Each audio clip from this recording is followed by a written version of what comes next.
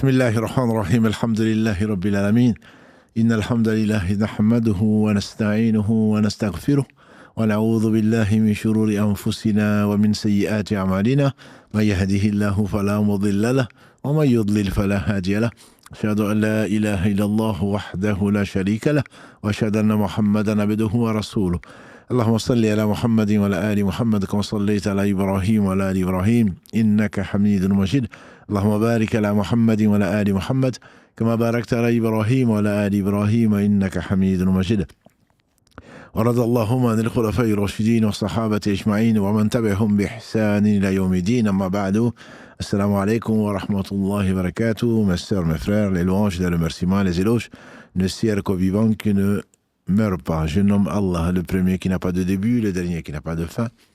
L'apparent, le dominant sur toute chose, le subtil, le bien informé, nous le louons. Nous revenons vers lui repentant, nous demandons protection contre les conséquences de nos péchés. Et lui seul sait les nombres et les tendances de l'âme. L'âme ordonne le mal, hormis celle à qui Allah fait miséricorde. J'atteste qu'il est le seul digne d'adoration, j'atteste de la véracité, de l'exemplarité, de la prophétie de Mohammed ibn Abdillah, qu'Allah bénisse ce prophète, sa famille, ses compagnons et tous ceux qui les auront suivis dans le droit chemin et nous fassent l'honneur d'en faire partie. Bienvenue donc dans ce live Islam, Savoir et Culture, live donc qui est consacré depuis 2 semaines et encore pour au moins 1 semaine au pèlerinage, à l'appel qu'Ibrahim alayhi salatu salam a lancé sur l'ordre d'Allah subhanahu wa ta'ala de venir visiter sa maison qui est la Kaaba, la première mosquée sur la terre et qui se trouve donc à la Mecque, en actuelle Arabie Saoudite. Allah subhanahu wa ta'ala par miséricorde donc a proposé aux gens, invité ceux qui ont les moyens seulement, bien que nos grands-parents ou bien d'autres personnes ont pu aller à pied, certains à dos sur les montures et d'autres encore même à vélo de nos jours, donc qu'Allah accepte donc leurs efforts et Allah ne charge aucune âme au-dessus de ce qu'elle peut supporter. Ça ne veut pas dire que chacun d'entre nous doit aller à pied ou prendre son vélo ou autre chose. Eux, ils se sentaient capables de le faire sans qu'Allah ne le leur impose. Ils l'ont fait. Alhamdulillah, qu'Allah subhanahu wa ta'ala accepte donc leurs efforts et notamment donc leur récompense par le meilleur étant celui qui va au pèlerinage à la Mecque pour Allah subhanahu wa ta'ala et qui n'y fait donc pas de mal ni à lui-même ni à quelqu'un d'autre, à lui-même dans le fait donc d'avoir des tenues inappropriées, des comportements inappropriés ou de faire de mal à quelqu'un d'autre, il revient chez lui comme le jour où sa mère l'a mis au monde, c'est-à-dire sans aucun péché. On en a parlé la semaine dernière. Et est-ce que c'est les petits péchés seulement? Est-ce que ce sont les grands péchés? Allah, il est miséricordieux. De toute façon, celui qui revient vers lui repentant, sincèrement, c'est comme s'il n'a pas de péché, où qu'il soit, et quel que soit, donc, la gravité du péché. Dans le verset 53 de la sourate 39, Allah dit « Qul ya ibadi alladhina asrafu anfusihim la taqnatu min rahmatillah, inna Allah yaghfiru dhunuba jami'a, innahu huwal ghafurur rahim » Dis-leur, ya Muhammad, ô mes serviteurs qui sont fait outragement tort, jamais ne désespérez. La miséricorde d'Allah, Allah pardonne donc tous les péchés, il est celui qui pardonne, le grand pardonneur donc, il est le miséricordieux par essence et par excellence.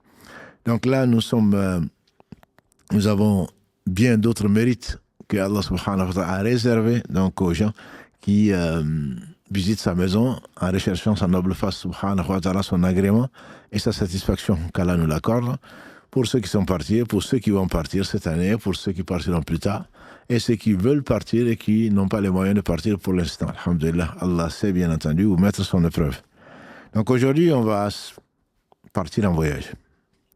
On va partir en voyage, donc c'est le sens du document, alhamdulillah, que nous avons élaboré à votre intention, qui s'appelle En route, donc vers le Hajj, ou vers le pèlerinage plus exactement, et que notre webmaster préféré donc va mettre sur le document sur notre site internet que vous avez vu rajeuni,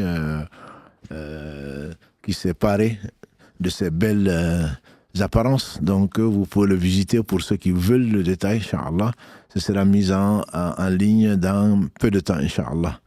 Donc le document est déjà prêt, alhamdulillah, et même pour ceux qui ont plus de courage ou plus d'intérêt, on va y mettre, Inch'Allah, des audios.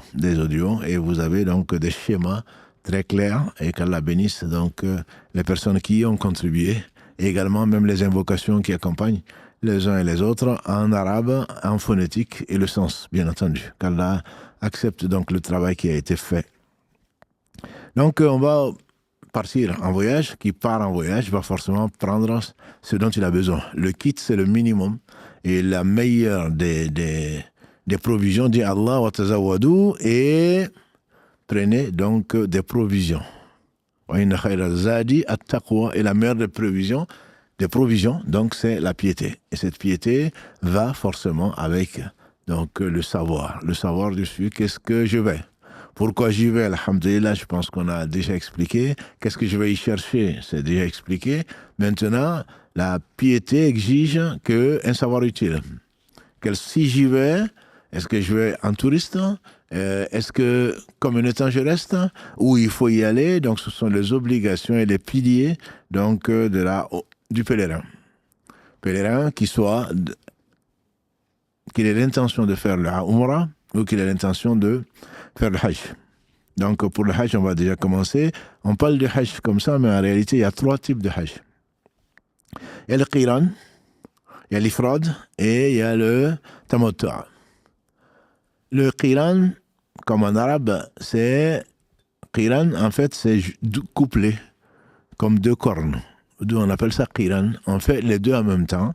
Il s'agit de faire la Umrah et ensuite de faire le Hajj et rester en état de sacralisation après la Umrah jusqu'à finir le Hajj. Mais ne peut le faire cela que celui qui amène sa bête avec lui. J'imagine que c'est un riche qui a des pétrodollars ou qui a des fonctions dans la vie, un président, un je ne sais quoi d'autre, qui a son avion et qui amène sa bête avec lui. Le prophète sallam, c'est cette forme, le seul pèlerinage qu'il a fait, c'est cette forme qu'il a adoptée. Mais ensuite, il a dit, si je n'avais pas amené la bête, je n'aurais pas fait le Qiran. Donc le Qiran n'est pas la forme la plus facile, c'est pas la forme la plus recommandée pour celui qui va quitter l'Europe ou l'Afrique ou ailleurs, parce qu'il ne va pas amener sa bête. Voilà. Donc, quand on n'amène pas la bête, c'est soit le Hajj, soit c'est le Tamattu'. Le Tamattu', c'est la forme la plus simple, je dirais. Et consiste à ce qu'on fasse la Umrah, en état d'ihram, bien sûr, qu'on se désacralise, et ensuite, on reste à la Mecque le temps qu'il faut, jusqu'au Hajj, jusqu'au 8 de l'Hijja, qui est Yom Tarwiyah, et on quitte donc la Mecque pour aller à Mina. On ne va pas rentrer dans le détail. Donc on va aller à Mina, le 8, on va y passer, donc la nuit du 8 Dhul-Hijja au 9, et ensuite, on va aller à Arafat, et on va passer la nuit à Muzdalifa, et ensuite, donc, ce sera le 10, et on va lapider les stèles, on va sacrifier la bête, parce que quand on fait le Qiran ou quand on fait le Tamattu', donc c'est comme le Qiran, mais le Qiran étant qu'on est obligé de rester en état d'ihram. Donc celui qui vient, même de l'Arabie, et qui vient juste avant le 8, il a moins de difficultés puisqu'il peut garder l'ihram.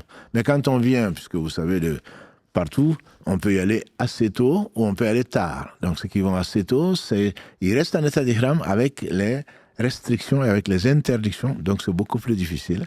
Bref, le Tamattu', c'est ce qui est conseillé, donc pour ceux qui viennent de loin, et donc c'est faire la Umrah, ensuite se désacraliser, rester à la Mecque, et le 8, se sacraliser à nouveau à la Mecque. On n'a pas besoin d'aller ailleurs, donc, et on continue pour faire le Hajj. Donc quand on fait cela, cette permission exige de sacrifier une bête. Pour ceux qui ne peuvent pas, je ne parle pas bien sûr de ceux qui prennent leur avion et qui payent des millions de francs CFA ou des milliers d'euros, je ne parle pas de cela, ils ont eu la possibilité, parfois même le prix de la bête est donc inclus dans le tarif. Donc celui qui n'a pas de bête ou qui ne peut pas le faire, il doit donc jeûner 3 jours pendant le Hajj et au retour jeûner 7 jours comme Allah subhanahu wa ta'ala le précise.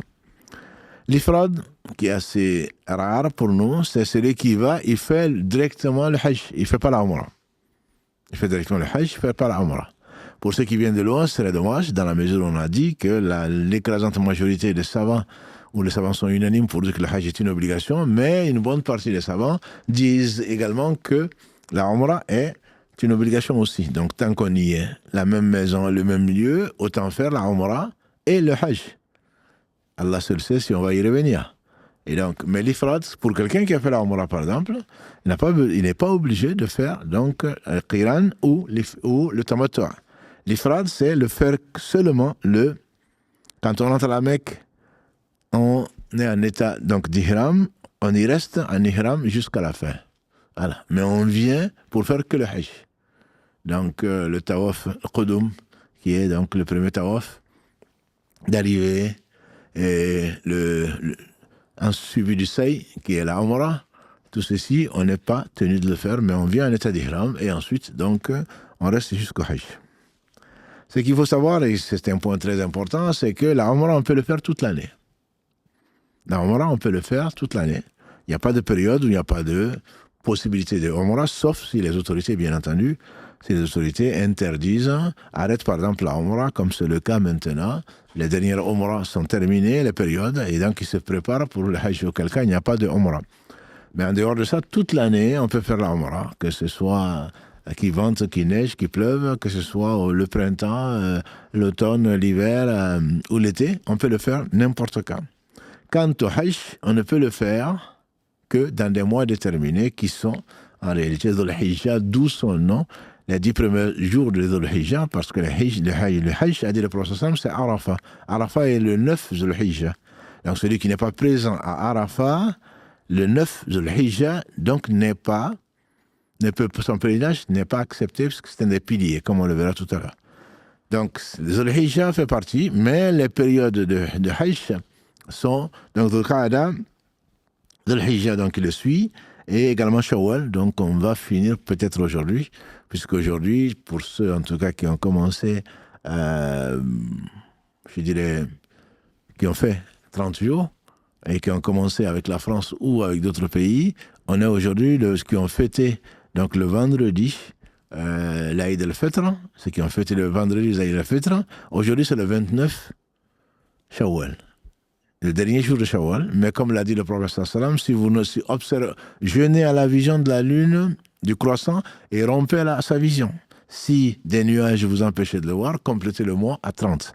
Donc si, on verra dans quelques temps, dans quelques heures, si effectivement le 29 c'est le mois a eu 29 jours, ou si on n'a pas vu la lune, c'est que ce qui est prévu par les calculs, que demain serait donc le 30 et qui permettrait à celles qui sont en retard, qui ont fait 5 jours, j'ai reçu un certain nombre de demandes d'informations, celle qui a rattrapé ces jours, comme c'est l'avis le plus fort par rapport aux 6 jours, qui a rattrapé ces jours de Ramadan. Ensuite, qui est au 5e jour aujourd'hui, il ne faudrait pas jouer avec le feu, de toute façon, surtout si on veut le paradis. C'est le contraire du feu, donc il faut se précipiter pour le faire. Mais celle, comme on a vu dans le live du lundi, celle qui a eu 15 jours de menstrues, et ensuite, qui a jeûné 15 jours pour les rattraper, et que les menstrues viennent, bien sûr, n'a pas le choix. Et on peut espérer, d'après le nombre de savants contemporains, qu'Allah subhanahu wa ta'ala va leur, sait bien sûr par quoi il les a éprouvés, et va leur pardonner et accepter qu'ils fassent ou qu'elles fassent le jeûne de Shawwal en Dhul Qa'da, qui est le mois qui va arriver, dont le premier sera soit demain, soit après-demain. En tout cas, qu'Allah accepte d'eux. Donc ça, c'est ce qu'on appelle c'est les contraintes liées au temps. Au lieu, on va parler de miqat. Miqat, donc c'est les limites sacrées en fait. Miqat, et donc il y en a 5 miqat, les lieux à partir desquels on est dans le territoire sacré. Ça dépend bien sûr pour qui. C'est le Hulayfa, qui est à 13 km de Médine, à 13 km du centre de Médine, plus exactement à 13 km de la mosquée du prophète sallallahu alayhi wa sallam, et qui est à 420 km de la Mecque. Le Hulayfa, donc la Médine est un territoire sacré, mais pas pour le Hajj. Le prophète sallallahu alayhi wa sallam a rendu le territoire de Médine, les alentours de Médine sacrés. Et d'ailleurs, si ceux qui ont été visiter Médine, ils verront un panneau avec Haram. Haram, donc c'est à partir de là que commence Médine. Et cet endroit-là, on ne doit pas tuer des gibiers, on ne doit pas ramasser donc des choses perdues, sauf pour les donner les confier aux autorités, etc. Donc l'endroit est haram, il a dit, alayhi salatu wassalam, j'ai rendu Médine haram comme Ibrahim, alayhi salatu wassalam, a rendu la Mecque haram. Voilà. Mais, quand on parle de miqat, c'est à partir où on arrive à Dhul Hulayfa, qu'on appelle aussi Bir Ali, donc à 13 km de Médine, on sort de Médine, c'était haram, on rentre dans un autre haram. À partir de là, celui qui quitte Médine pour aller vers la Mecque, il y a 420 km à parcourir, mais il ne peut pas se mettre en état d'ihram à l'intérieur de celui-là. Il faut qu'il le fasse à Dhul Hulayfa, qu'on appelle Bir Ali. Alhamdulillah, tout est expliqué, vos guides, les panneaux, tout ce que vous voulez. Alhamdulillah, tous ceux qui vont, qu'Allah, comme ce sont les hôtes d'Allah, il va les honorer, il va leur faciliter, Inch'Allah. Donc ça, c'est pour ceux qui viennent de Médine, c'est Dhul Hulayfa. Al-Juhfa, c'est tous ceux qui viennent du Cham béni. La région du Cham, donc c'est la Syrie, c'est le Liban, c'est la Jordanie, c'est la Palestine. Et donc c'est Al-Juhfa est à 186 km donc de la Mecque. Mais ça n'existe plus. Al-Juhfa n'existe plus, c'est remplacé par donc Rabir, qui est à 22 km donc à l'ouest de là. Parce que Al-Juhfa, Allah a voulu donc que ce soit rasé, et donc à 22 km de cet endroit-là, ceux qui viennent de Syrie, de Palestine, de Jordanie, etc., se sacralisent là. Ceux qui viennent du Najd, ça c'est le côté donc, de l'Arabie, c'est Qarnul Manazil. Qarnul Manazil, c'est le point, tout ceci est connu, c'est juste pour ceux qui ne connaissent pas, bien sûr, les gens qui vont au pèlerinage, j'imagine, accompagnés par, on espère, des connaisseurs, vont leur expliquer tout ça, et ça dépend d'où on vient. Donc, quand des gens qui viennent du Yémen, c'est à Yalamlam. Yalamlam, c'est pour les pèlerins donc, qui viennent du Yémen. Que ce soit, je parle de pèlerin, on parle de pèlerin, c'est la Umrah et le Hajj.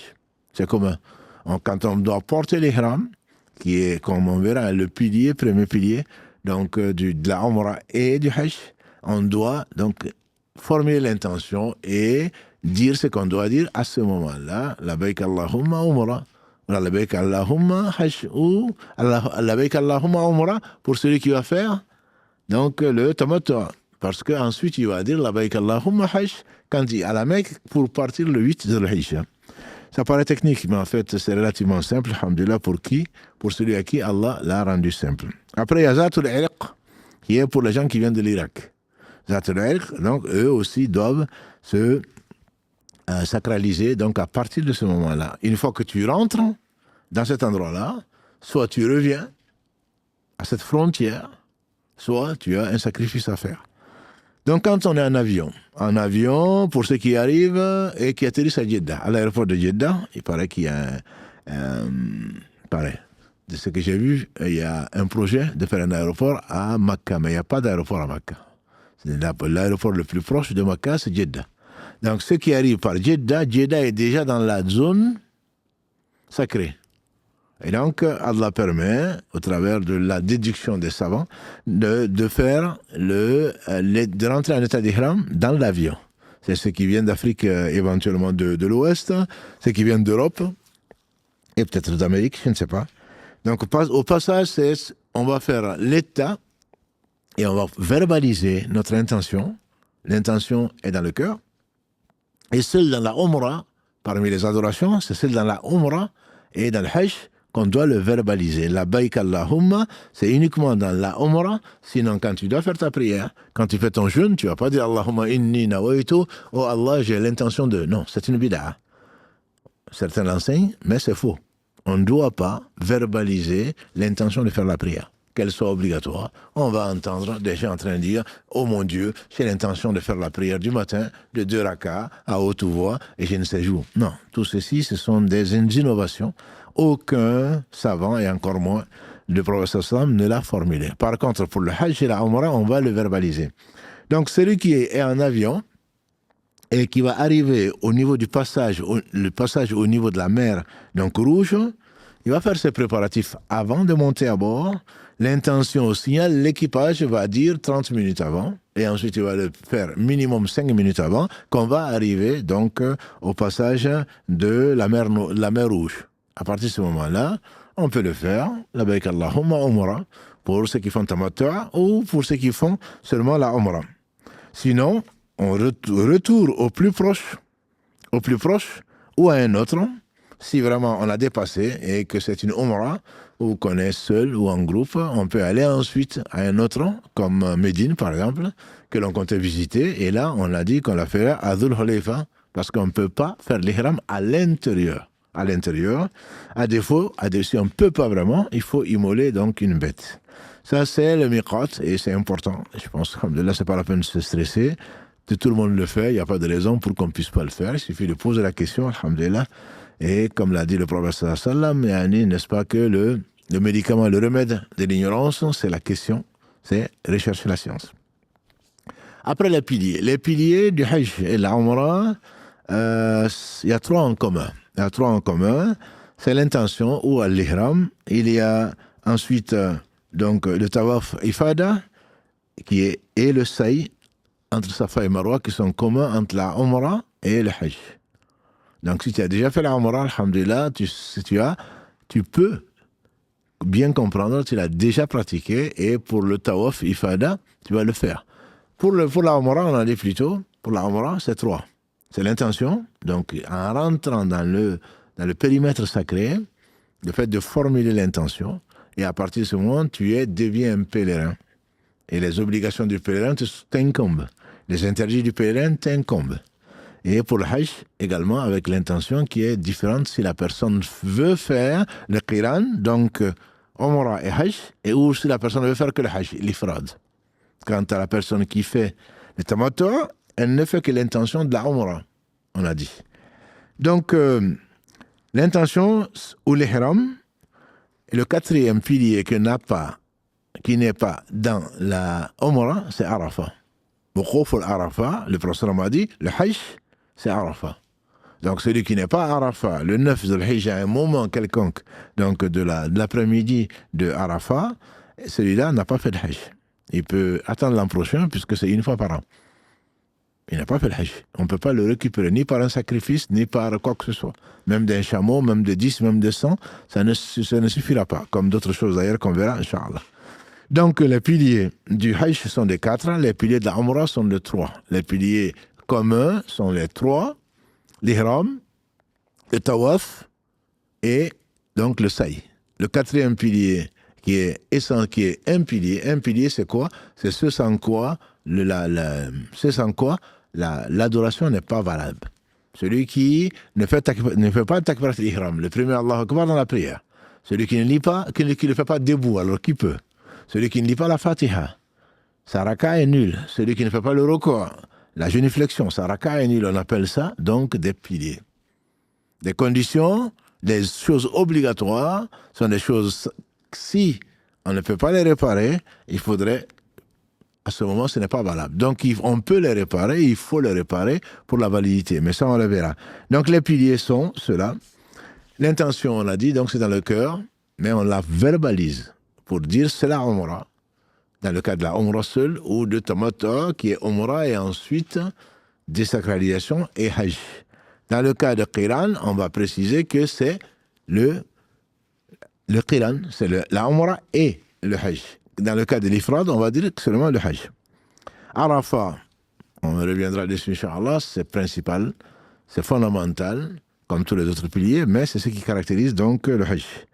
Le Tawaf d'arrivée, on ne va pas rentrer dans les détails techniques, le Tawaf d'arrivée, c'est donc 7 tours de la Kaaba avec l'intention, en état de pureté, majeur ou mineur, je ne parle pas des choses qui sont conseillées. Il est conseillé de s'épiler, de se raser ce qu'il faut raser s'il y a besoin, de se couper les ongles, de se coiffer si besoin en est, parce qu'il y a des choses interdites en état d'ihram. Donc là, c'est donc le fait de faire le tour de la Kaaba avec l'intention, donc de faire le tawaf, pas avec l'intention de touriste, la pureté, c'est qu'il faut faire les petites ablutions, et les grandes ablutions au besoin.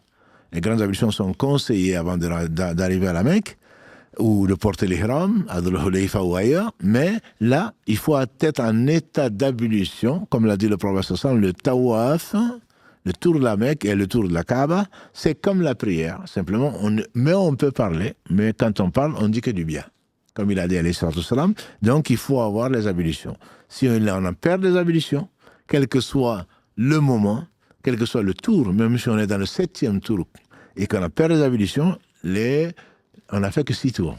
Donc il faut aller refaire les ablutions et faire le tour restant, à partir donc de la pierre noire.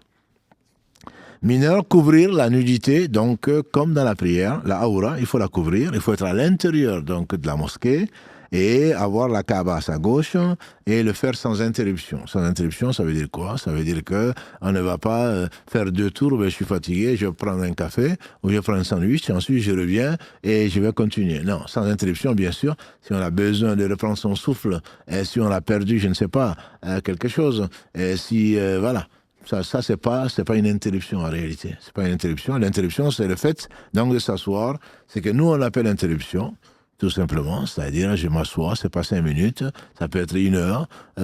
Sortir, n'en parlons pas. Voilà. Donc ça, c'est vraiment interrompu. Mais le fait qu'il y ait un incident ou qu'il y a du monde ou qu'on est essoufflé ou je ne sais quoi d'autre, on peut bien entendu s'asseoir 5 minutes ou un peu moins ou un peu plus et continuer, c'est pas une interruption. Le sa'i, c'est entre As-Safa et Marwa, comme Allah subhanahu wa ta'ala le dit dans le verset 158 de la sourate Al-Baqarah. Donc, Inna Safa wal Marwa min sha'airillah. Donc, ces Safa et Marwa font partie des signes d'Allah subhanahu wa ta'ala et on le fait 7 fois également. On commence par Safa, comme l'a dit le prophète sallam. Allah a commencé par Safa, Inna Safa wal Marwa, dans le verset 158 de la sourate Al-Baqarah. On commence par Safa, on va à Marwa, ça fait un trajet. Marwa, Safa, ça fait 2 trajets. Et donc, on va jusqu'à 7. On commence par Safa, bien entendu, on finit par Marwa. Donc, ça, ce sont les piliers sans lesquels il n'y a pas. Et bien sûr, quand on termine ceci pour la Umrah, on va se désacraliser, c'est-à-dire pour les femmes juste couper l'équivalent d'un phalange, donc de cheveux. Pour les hommes, soit raccourcir les cheveux, soit les raser. Raser, c'est encore mieux. Mais bon, si on vient pour la Umrah et le Hajj, et qu'il y a très peu de temps entre les 2 jours, 1 semaine, il est conseillé plutôt de raccourcir les cheveux pour pouvoir les raser à la fin. Mais si on va que pour la Umrah, il y a le look qui est important certainement. Certains disent non, mais non, je vais pas faire la boule à zéro, ou je vais pas me raser. Non, le prophète sallam a dit qu'Allah fasse miséricorde aux gens qui se sont rasés. Ils ont dit les gens qui sont raccourcis les cheveux. Il a dit qu'Allah fasse miséricorde aux gens qui se sont rasés. Ils ont dit les gens qui ont raccourci leurs cheveux. La 3e fois, il dit qu'Allah fasse miséricorde aux gens qui se sont rasés. Ils ont dit et aux gens qui ont raccourci les cheveux. Et il a dit et aux gens qui se sont raccourcis les cheveux. Donc, c'est bien mieux d'être rasé complètement plutôt que parce qu'on tient à son look. Les cheveux, alhamdoulilah, ils ont toujours poussé, sauf quand on a une calvitie, ils ont toujours poussé, donc il n'y a pas de souci. C'est pas le fait d'être débarrassé de ses péchés, c'est bien plus important que de se voir en selfie ou devant un miroir avec la tête complètement donc rasée. Ce qui est conseillé, il a dit prenez de moi vos rites, notamment pour le pèlerinage, et c'est certainement Allah subhanahu wa ta'ala a permis et donné au prophète la meilleure façon donc de l'adorer. Ça, ce sont les 4 piliers. Pour le Hajj, 3 piliers pour la Umrah. On pourra répondre éventuellement à Mohamed Adda est là pour donc se faire votre porte-parole. Il y a les obligations. Les obligations, ce sont des choses qui sont importantes, mais si on les rate, il faut réparer. Il faut réparer, et on verra, Inch'Allah, comment les réparer. Bon, mais on n'est pas... Comme je vous dis, on n'est vraiment pas là pour entrer dans le détail. Les détails vous le seront exposés, je dirais, sur notre site, et également en répondant à vos questions. Et vendredi prochain, Inch'Allah, il est prévu avec l'agence avec laquelle nous travaillons également de faire un live donc sur les détails en question et l'esprit et ce qu'il faut vraiment éviter, etc. Donner des conseils. Bon, l'obligation, donc on a dit, les obligations, c'est pas les piliers. Les piliers sont de 4 pour le Hajj et 3 pour la Umrah. Les obligations ici, donc il y a, si on rate une obligation, il faut réparer. soit sacrifice d'une bête, soit l'équivalent, ou jeûner, ou donner ou la nourriture. Mais on le verra, Inch'Allah. Mais les obligations, c'est sacrifice d'une bête. Quand on a raté une obligation, c'est le sac pour réparer, comme j'ai oublié de m'asseoir pour faire le tashahhud médian dans la prière. C'est une obligation. C'est arrivé au prophète sallallahu. Il s'est levé, il a oublié de s'asseoir après la deuxième raka. Les gens lui ont dit subhanallah, il a fait signe de se lever. Et ils se sont levés. Et après, il a réparé cet oubli-là. Et cet oubli, il a réparé par quoi? Par 2 soujouds avant le salam. C'est juste pour que ce n'est pas bien sûr, c'est pas 2 soujouds que tu as réparé, 2 soujouds que tu as réparé ton hajj.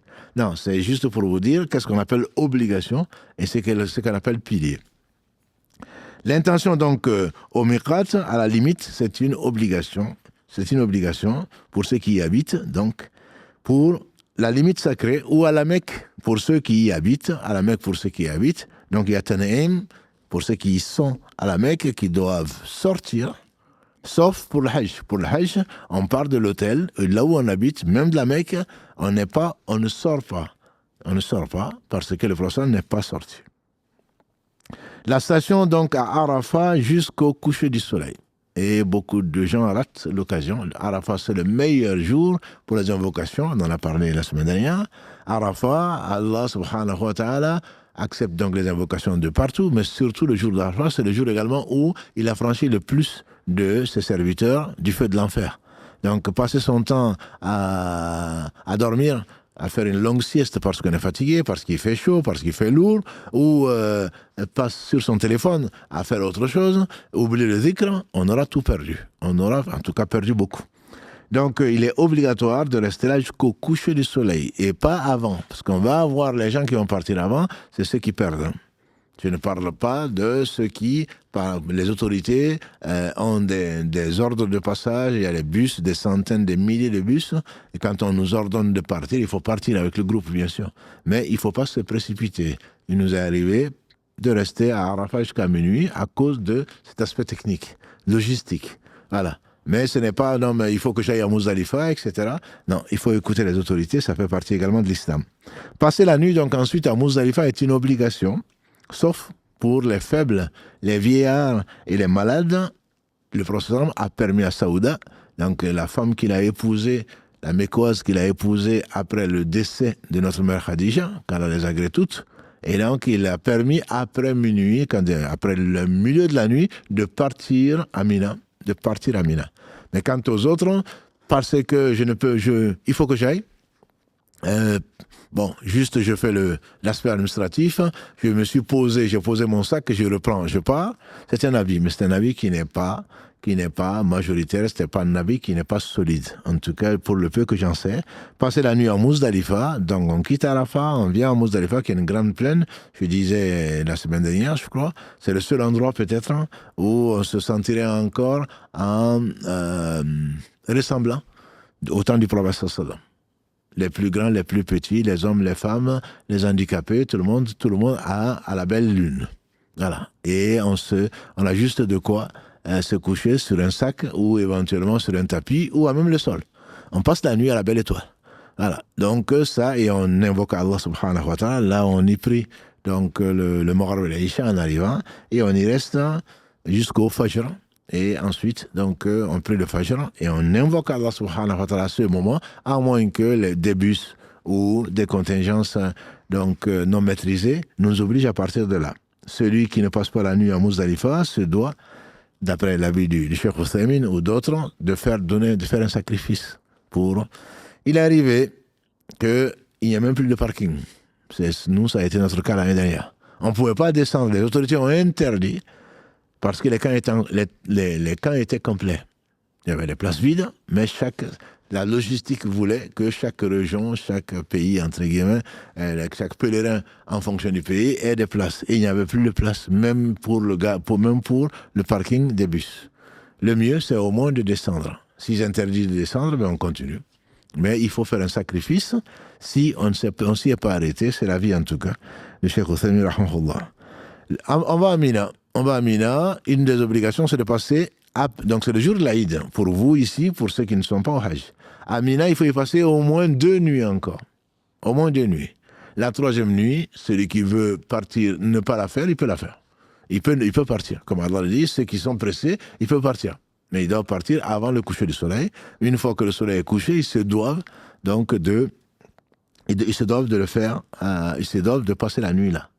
Il faut passer la nuit à Mina pendant ces jours-là, même si on a été à la Mecque pour faire le tawaf, ou on a été à Azizia pour se changer, ou je ne sais quoi. Azizia, c'est le camp, entre guillemets, c'est un dortoir qui est dans la Mecque et qui est à côté de Mina, c'est le plus proche, on peut y aller même à pied. Voilà, même si on y va, il faut passer la nuit à Mina. Ça fait partie des obligations. Les 3 nuits à Mina à partir du 10, qui est le jour de votre fête de Tabaski, ou de votre fête donc de l'Aïd. De l'Aïd al-Adha, il faut y passer la nuit du 10 au 11, du 11 au 12, et celui qui n'est pas pressé, du 12 au 13.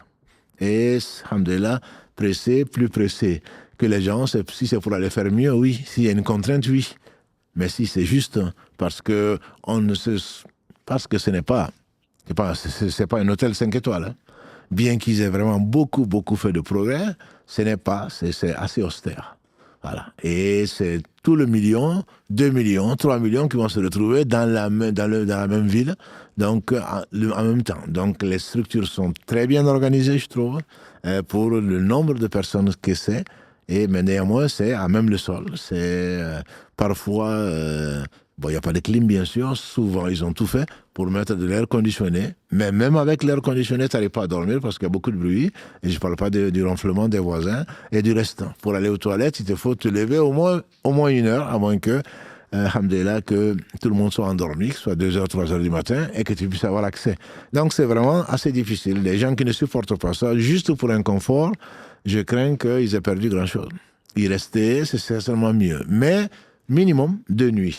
À Mina, et la 3e nuit, si tu veux rentrer, tu peux rentrer, mais je te conseille de rester à moins que ce soit pour raison de maladie ou autre chose. Ensuite, donc, il faut lancer 7 pierres, 7 fois 3. Il y a 3 stèles qui représentent Shaitan, la grande stèle, la petite, et la moyenne et la petite. À chaque stèle, tu dois lancer 7 cailloux. 7 cailloux, on va rentrer dans les détails. 7 cailloux, donc pendant 3 jours, ça fait, donc 7 cailloux plutôt pour 3 stèles, ça fait 21, multiplié par 3 jours, donc ça fait 3 fois 21, donc ça fait 63. Et le premier jour, on ne lance les 7 cailloux que sur la grande. Et le 12, ça c'est le 10, 11, 12 et 13, on doit lapider les 3 stèles, en commençant par la petite. Ensuite, on invoque Allah, la moyenne, on invoque Allah, la plus grande, on jette les 7 cailloux et on continue, on ne fait pas, dans la sunna, il n'y a pas d'invocation. Donc, ça fait 70 cailloux, entre guillemets, 70 cailloux, donc on vous montrera certainement les guides et les autres, vous expliqueront ce qu'il faut faire et si jamais on a oublié comment, certains sont venus, j'espère que la personne ne m'en voudra pas, prendre les 21 cailloux et jeter sur une stèle. Voilà. Non, c'est 7 cailloux pour la première, pour la deuxième, pour la troisième. Voilà. Donc on ne fait pas ce qu'on veut. On ne fait pas ce qu'on veut, on va pas commencer par le salam dans la prière, et ensuite le roko, et ensuite le soujoud, etc. Non, il y a un ordre sans lequel la prière n'est pas valable, et donc dans ce rite également, c'est pareil. Donc, raser la tête ou diminuer les cheveux après avoir fait ça, après la grande stèle, en tout cas le premier jour.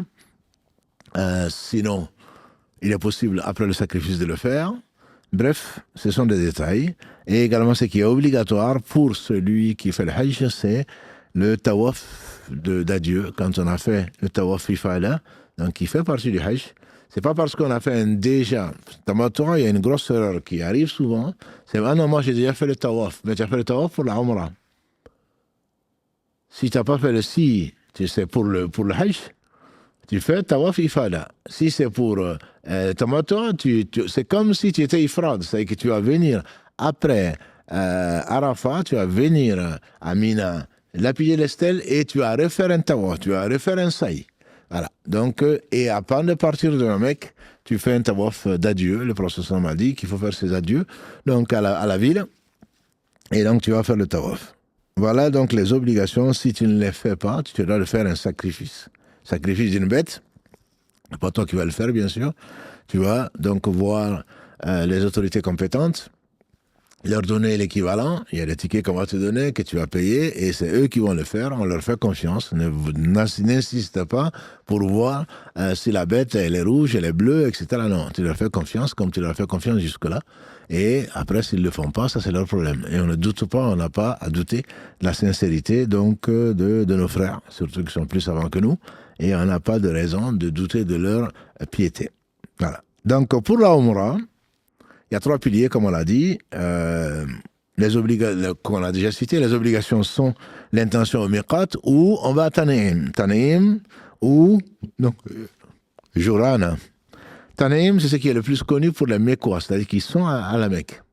La Umrah, ils peuvent la faire, mais il faut qu'ils aillent ce qu'on appelle Masjid Aïcha, c'est ce qui est surtout le connu, c'est Tanim.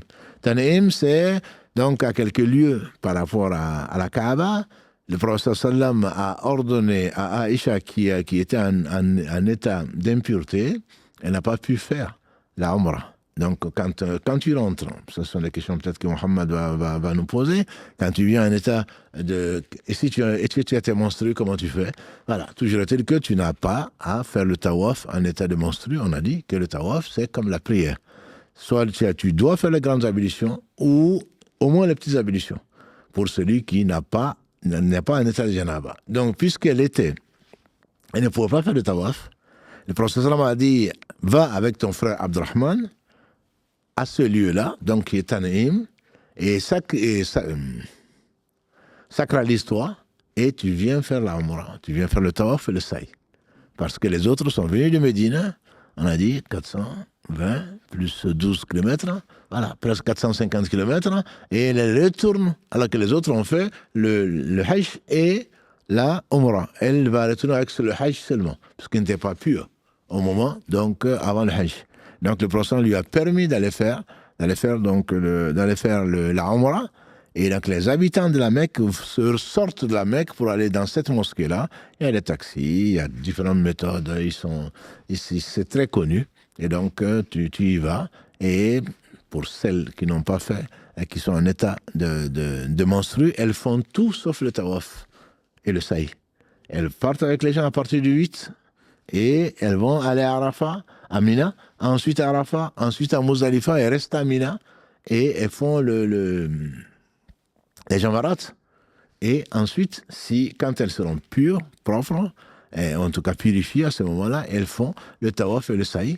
Et si elles sont pour la Umrah, quand tu es resté à l'hôtel, donc à ce moment-là, tu vas à Tanim pour porter l'ihram, et bien sûr l'ihram des hommes et des femmes.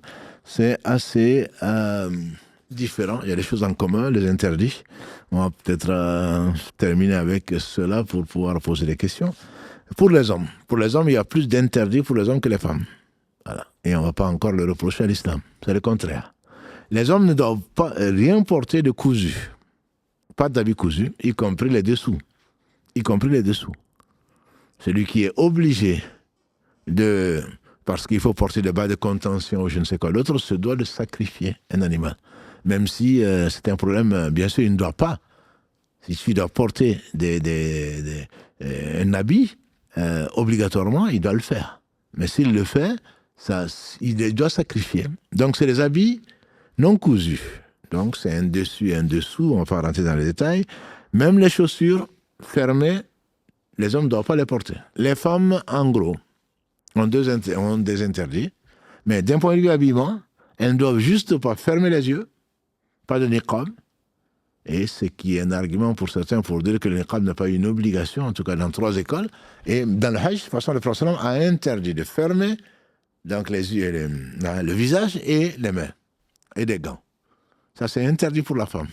Après, elle peut porter ce qu'elle veut comme chaussures, elle peut porter les chaussettes, elle peut porter les habits qu'elle veut. Bien sûr, le mieux, c'est qu'elle craigne Allah, que ce soit discret, que ce ne soit pas des habits d'apparat, etc. Mais sinon, elle est libre de porter les habits qu'elle veut. Bien sûr, à condition que ça couvre ce que ça doit couvrir. Mais interdiction, donc, de fermer le visage et les 2 mains. Ce qui est interdit aux hommes, donc on a dit porter un habit cousu, porter des chaussures donc, qui sont fermées, des souliers par exemple, et s'il y en a que sinon que ça, ce qui m'étonnerait, au moins le prophète a dit qu'il faut couper donc, la partie qui couvre les chevilles. Donc, ça c'est une obligation pour les hommes. Les hommes n'ont pas à se couvrir la tête. Donc, pas de casquette, mais il est permis de porter de tenir un parasol, un parapluie, de porter un bagage sur soi. J'entends par là, voilà, ce que tu peux amener avec toi, c'est ce qui est cousu qui est interdit. Pour les deux, c'est interdit de se parfumer.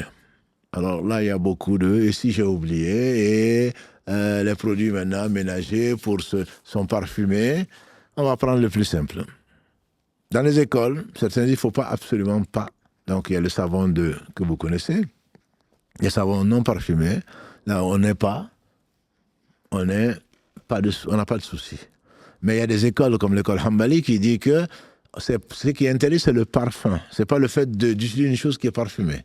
Par exemple, on sort des toilettes et on veut se laver les mains et puis par réflexe, on va appuyer sur du savon qui est naturellement parfumé. Les gens font des efforts, les hôtels et le reste font des efforts pour que ce ne soit pas parfumé. Mais on peut oublier et puis on peut le faire. Pour l'oublier en tout cas, l'avis du Cheikh Oustamine qui me paraît le plus juste, c'est que Allah ne nous en veut pas pour ce qu'on a oublié. Et donc, il n'y a pas de péché et il n'y a pas de sacrifice non plus à faire. Mais il faut tout faire pour éviter donc de le faire. Raser les cheveux ou en couper, même en grattant. Bien sûr, si on se peigne et qu'il y a quelques poils qui tombent, il n'y a pas de souci. Mais il n'y a pas à raser, à s'épiler le corps. Donc, quelle que soit la partie, couper les ongles, que ce soit les pieds ou que ce soit les mains, ça c'est interdit. Celui qui fait l'une de ces choses, c'est-à-dire porter pour les hommes l'habit cousu ou des chaussures qui sont fermées ou porter, se couvrir la tête. Je dis pour la tête, pas porter quelque chose pour se protéger du soleil. Se parfumer, raser les cheveux ou s'épiler, couper les ongles, il y a un rachat. Il y a un rachat donc qui est de jeûner 3 jours, de nourrir 6 pauvres ou de faire un sacrifice. 6 pauvres en raison de 1 moud par pauvre. Ce qui est également interdit aux deux, c'est de célébrer un mariage. Enfin, célébrer un mariage ou se marier. Célébrer un mariage ou se marier, celui qui le fait, il faut qu'il se repente, bien sûr, parce que c'est un péché. Aucune expiation. C'est comme le mensonge, on a interdit. Allah l'a interdit, c'est comme la médisance, il a interdit, on ne peut pas le rattraper. Mais on se doit de faire ça, avec le risque, bien sûr, de la non-acceptation.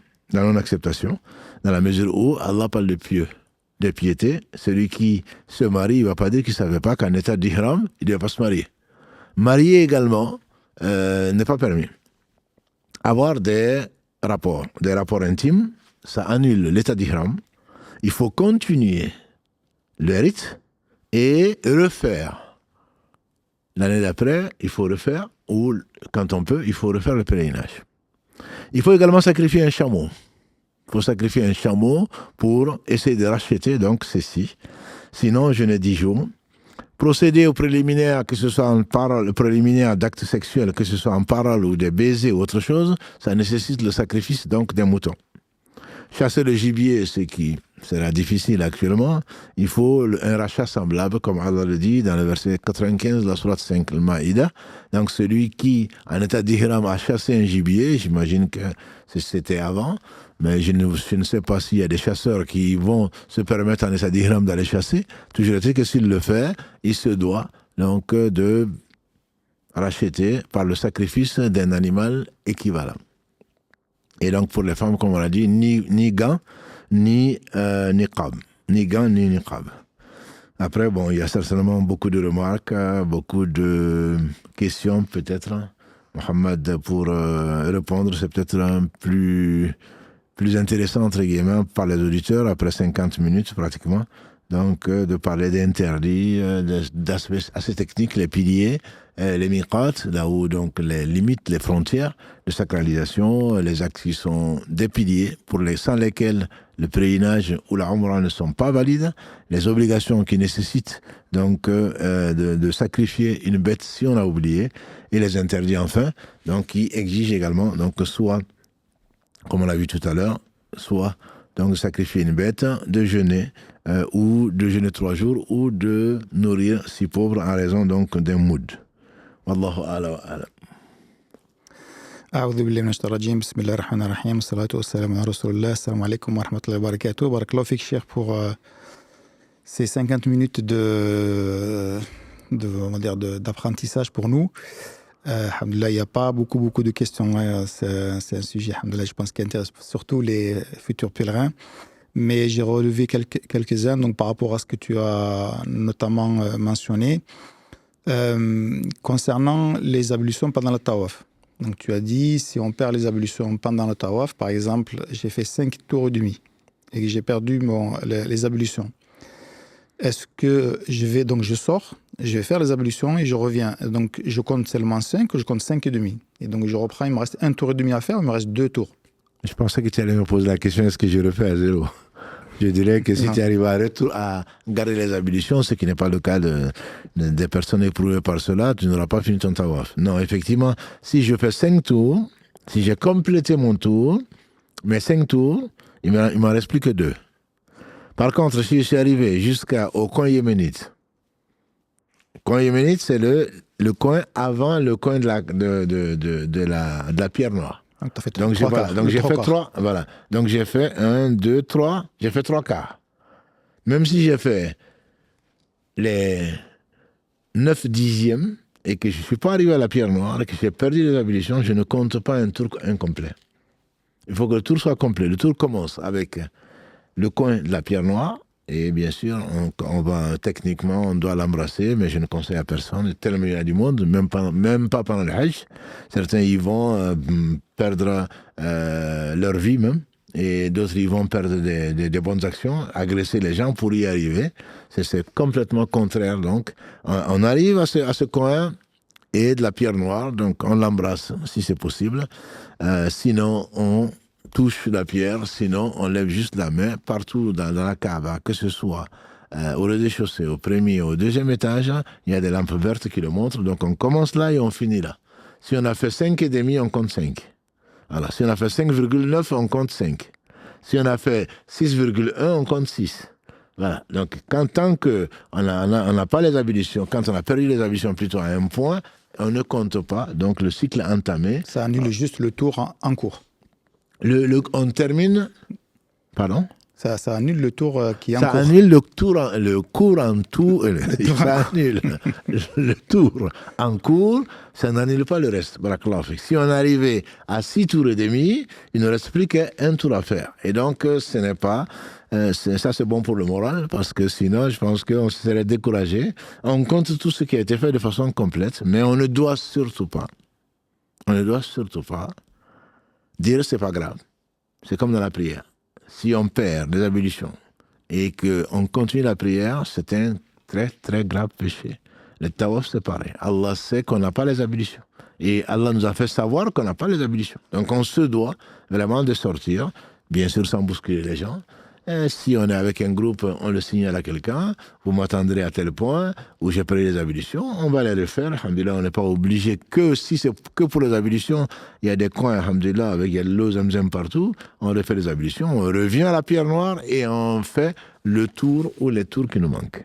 Barakallahu fik, Cheikh. Justement, tu as donné les conseils concernant le fait d'embrasser la pierre noire. Il y a aussi le fait, une fois que tu as terminé donc, les 7 tours, de faire 2 rak'at derrière Maqam Ibrahim.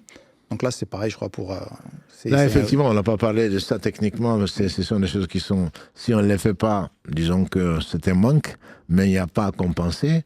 Et quand on a fini le tawaf, on doit donc faire 2 rak'at à Maqam Ibrahim, là où Omar ibn Khattab a déplacé, c'était collé à la Kaaba. C'est un endroit où on voit les traces du pied sur lequel Allah a voulu laisser cette trace, et il le cite dans le Coran d'ailleurs. Et donc on ne voit pas, parce qu'il y a beaucoup de monde, mais il y a une pierre à un endroit qu'on appelle Maqam Ibrahim, quand on dépasse donc la porte de la Kaaba, et avant d'arriver au Hijran, avant d'arriver au demi-cercle.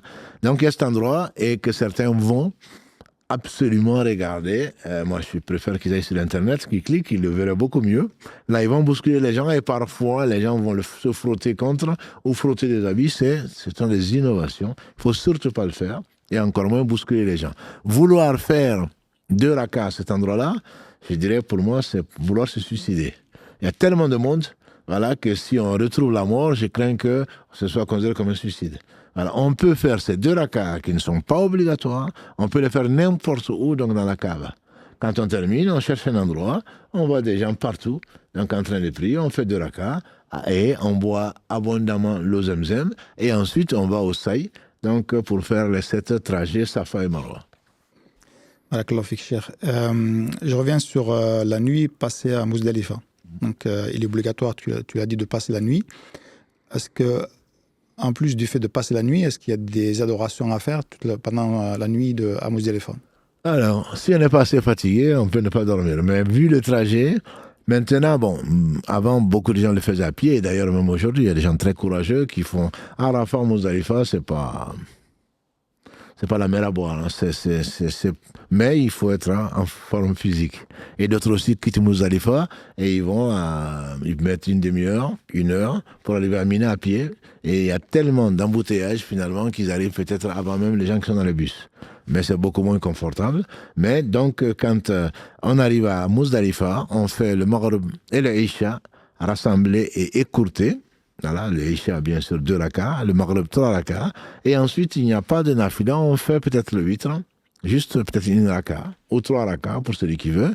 Et on dort à la belle étoile. On n'a pas à se lever, faire qiyamul layl, etc. À moins qu'on ait une insomnie. Ce n'est pas sunna que de veiller là-bas et ce soir-là en particulier. Il n'y a rien, il n'y a aucun avantage particulier de le faire.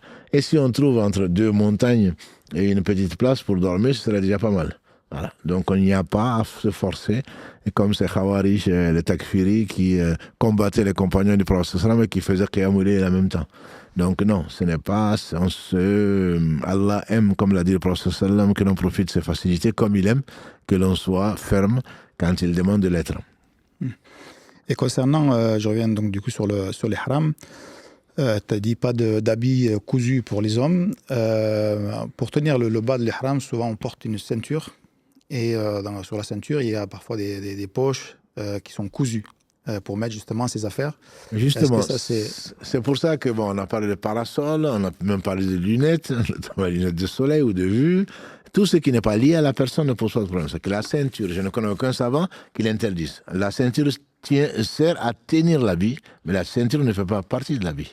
Donc il y a des poches de part et d'autre où les gens mettent de l'argent ou autre chose. D'ailleurs, il est fortement déconseillé d'amener de l'argent avec soi, surtout pour faire le tawaf ou autre chose. On prend le strict minimum. Donc, qu'on met dans des poches, effectivement, qu'ils mettent ou quand on va pour lapider le shaitan, d'habitude, on a des petites poches ou des choses comme ça, ou mettre des cailloux donc, dans cela, ceci ne pose pas de problème. Et le fait d'attacher le pagne, si on peut l'appeler ainsi, ne pose pas de problème, ça n'exige rien du tout. Si on peut le tenir tout seul, mais si on craint par un stress que ça ne tombe, à ce moment-là, on peut effectivement le tenir, on peut tenir le pagne par une ceinture, généralement, qui vend en même temps que l'ihram. Et concernant, tu as parlé aussi du quartier El Azizia, qui est proche de Mina. Ouais, est-ce que ce quartier fait partie du territoire sacré de la Mecque? Alors, c'est une bonne question. C'est une très bonne question. Est-ce qu'Azizia fait partie du territoire sacré de la Mecque? Si ta question est de dire est-ce que je peux rester à Azizia et espérer avoir 100 000 prières, je ne sais pas si c'est ça la question, parce que il y a les 2 avis. Mais l'avis le plus fort, en tout cas c'est que nous on a vu dans la prière collective d'Ibn Qudama qui est commentée par le Cheikh Uthaymin, c'est que là il faut pour qu'on puisse prier même pas dans l'hôtel. L'avis existe. Que les hôtels, même pas Azizia, qui est à 5 étoiles, qui entourent donc la Kaaba, sont des endroits sacrés. Mais l'avis le plus sûr, il y a les 2 avis, c'est possible. Mais pour celui qui est arrivé jusqu'à la Mecque, je lui conseille de faire le pas et d'aller chaque pas du pèlerin. Allah subhanahu wa ta'ala, on l'a vu la semaine dernière, enlève un péché et l'élève en degré et lui donne donc 10 hasanat. Donc, c'est rester dans les hôtels avec les mosquées des hôtels, comme ils disent ça, prier en groupe, c'est bien de prier en groupe, mais je crains que les 100 000 prières, la récompense de 100 000 prières, qu'il ne l'ait pas, et encore moins à Zizia, puisqu'il y a des mosquées partout. Donc, ça arrange un certain nombre de gens, mais celui qui est malade, qui ne peut pas le faire, on prie Allah subhanahu wa ta'ala de le récompenser comme s'il l'avait fait. Par contre, celui qui est dans son hôtel et qui est en train de prendre du café ou veut faire une sieste, je lui conseille vraiment fortement de ne pas perdre ce temps-là, qui ne reviendra pas. Il est dans le meilleur endroit du monde et où chaque prière vaut 100 000 prières, vraiment de ne pas prendre, de ne pas négliger cette importance-là et donc de rester dans son hôtel pour essayer de profiter, entre guillemets, de ce bas monde qui n'est pas grand-chose. Je reviens sur la lapidation des stèles, donc tu en as parlé aussi. Donc c'est bien 7 cailloux par stèle. C'est 7 cailloux par stèle, oui. Donc 7 jetés, je jette 7 fois. On prend un petit caillou, encore une fois, c'est pas une grosse pierre. Oui. Voilà, parce qu'il y a des gens qui, mieux vaut avoir presque des protections, au moins le bras. Là, il y a des gens qui n'ont rien compris. Et j'admire ces pays qui font faire des tests et des cours et des examens aux gens avant qu'ils leur permettent de faire le pèlerinage. Je pense que c'est vraiment très, très important. C'est vraiment le signe de la piété, de connaître avant. Et talab al-ilm, a dit le prophète sallam, farida ala kulli muslim. La recherche de la science est une obligation pour chaque musulman. Donc mieux vaut, surtout que c'est pas difficile. Allah le facilite à qui il veut. Donc il faut surtout pas faire de mal. Pour pas faire de mal, tu vas prendre tes excuses peut-être, mais il se peut que ton pèlerinage ne soit pas accepté. Auquel cas, tu auras vraiment perdu. Donc, c'est vraiment un caillou de la taille d'un pois chiche. Voilà. Et donc, de le jeter, de s'approcher, il y en a qui, à 100 mètres ou presque, balancent donc des cailloux. Si ce n'est pas la stèle, et certains se figurent que la stèle qui est là, c'est vraiment Shaitan. En réalité, le Shaitan est en eux. Le Shaitan est en eux, il doit vraiment bien rigoler. Pas pour longtemps, mais il doit rigoler. Donc voilà, il faut prendre le temps de se rapprocher, suivre la vague, pas pousser les gens, suivre la vague, essayer d'éviter de faire du mal. Et là, bon, forcément, il y a le contact, mais éviter et se rapprocher le maximum possible. Et de mon temps, tu disais, c'était juste un puits, entre guillemets, un puits et avec une colonne. Là, maintenant, grâce à Allah, au travers des efforts des autorités, c'est un mur. On ne peut pas le rater. Et des deux côtés. Donc, on ne peut pas le rater. Et si on le rate, alhamdulillah, on a des réserves, on se rapproche et puis on dit Allahu Akbar. Allahu Akbar pour chaque pierre que l'on lance. On n'a pas besoin de prendre les 7. Quand on lance les 7, on l'a lancé une fois. Un jeté par un jeté, tout simplement, sans stress, si possible. Allahu Akbar, on jette la pierre. Et on en reprend une, Allahu Akbar, on jette. Et donc ça ne va pas te prendre 1 heure, ça va te prendre 5 secondes peut-être par pierre. Voilà. Donc il faut vraiment garder cet esprit que Allah subhanahu wa ta'ala n'a pas, comme il le dit ailleurs, hein, c'est pas ni le sang, ni la viande qui touche Allah subhanahu wa ta'ala, c'est la piété venant de vous. Donc il faut vraiment remercier Allah et on le verra peut-être l'esprit dans lequel pourquoi on jette les pierres, pourquoi on va à Arafat, pourquoi on va à ceci et cela, pourquoi même on va faire le pèlerinage. Voilà, donc c'est vraiment dans une démarche de dévotion, une démarche d'abandon à Allah subhanahu wa ta'ala. Et donc il faut respecter les gens, il faut respecter sa maison. Parce que même celui qui a l'intention de faire le pèlerinage, Allah le fait de faire du mal à la Mecque, Allah subhanahu wa ta'ala le menace fortement. Ça, c'est l'intention de faire, pas le fait de faire le péché. Par contre, il n'est pas vrai que le péché, quand on y va, il est multiplié par ceci et cela. Non, le péché est grave, mais c'est multiplié par tel facteur. Ou alors, une fois qu'on a fait le hajj, on ne doit pas faire de péché. Bien sûr que non. Comme a dit le prophète, chaque fils d'Adam est soumis à l'erreur. Le meilleur d'entre eux, c'est ce qui revient repentant. Donc, c'est pas parce que moi, moi, j'attends d'avoir 70 ans, 80, ensuite, je vais faire le hajj. Un, physiquement, peut-être que tu pourras pas. Deux, tu n'as aucune garantie d'attendre cet âge-là. Mais bien sûr que si tu as fait le hajj, on espère que ton comportement, s'il a été accepté, ton comportement soit meilleur. Mais cela ne veut pas dire que tu ne feras pas de péché. Tu en feras forcément. Et à la Mecque, tu en feras. Tu en feras comme on le sait, matin, midi et soir, on fait des péchés. Ne serait-ce qu'avec les gens qui t'accompagnent, et même de ton groupe. Quand tu fais le tawaf, forcément, tu vas bousculer les gens inconsciemment.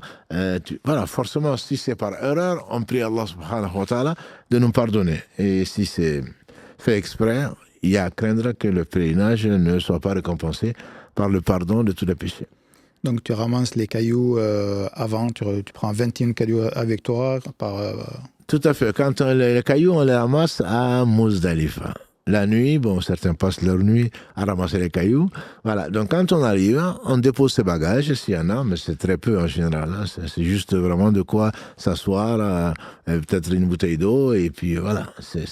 Aujourd'hui, il y a des kits qu'on donne qui contiennent peut-être des gâteaux ou je ne sais quoi d'autre, une petite bouteille d'eau, etc. Donc qu'on donne et qui doivent te suffire pour la nuit ou pour autre chose. Donc ensuite, une fois que tu as pris le Maghrib et l'Isha, Maghrib salam alaikum, Isha salam alaikum, avec un iqama et un seul adhan, à ce moment, quand tu as déposé, tu as trouvé une petite place, ne t'éloigne pas parce qu'il se peut que tu ne retrouves pas ni ta place, ni ton matelas. Parce qu'il y a tellement de monde que c'est pas évident. Là, on va ramasser donc 70 cailloux. Compléter à 80 serait mieux, 100 serait encore mieux au cas où tu peux aider quelqu'un qui n'en a pas ou qui a perdu, etc. Voilà, donc on les ramasse et ça ne doit pas prendre une demi-heure. Hein. Voilà, on en trouve, d'autant plus que ces cailloux, je veux dire, de Mina, chaque année, après le pèlerinage, ils les ramènent là-bas. Ils les ramènent à Muzdalifa. Voilà, donc tu vas aller en trouver. Si tu trouves mon caillou, Hamdallah, pris pour moi. Voilà, donc tu vas les prendre et tu en prends plus. Donc le premier jour, tu n'en prends que 7, comme on a dit, le 10 de l'Hijja, qui est le meilleur jour donc, de l'année. Tu en amènes que 7, 10 si tu veux, mais tu n'en jettes que 7. Voilà. Et ensuite, le lendemain, le 11, tu en amènes 21, on dirait un peu plus. Donc, devant chaque stèle, la petite, la moyenne et la grande, tu jettes donc 7 cailloux qui, j'espère, atteindront leur cible. Et après la première, la deuxième, on va un peu à gauche et maintenant il y a le Big Bang, c'est l'horloge que l'on voit de partout presque, donc qui est juste au pied de la Mecque, mais on le voit de Mina. Donc on se décale, le prophète s'est décalé un peu du côté gauche et vers la Qibla.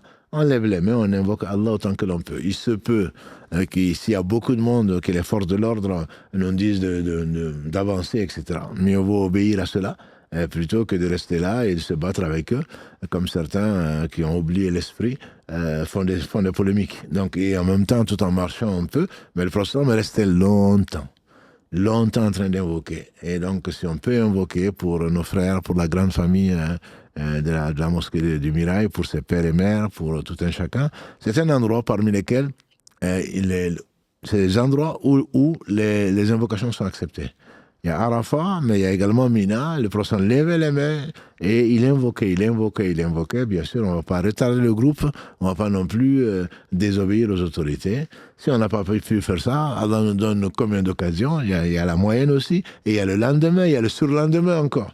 Donc bon, ce n'est pas sans compter dans nos prières même, où on est le plus proche d'Allah subhanahu wa ta'ala dans le sujoud et donc à la fin de la prière.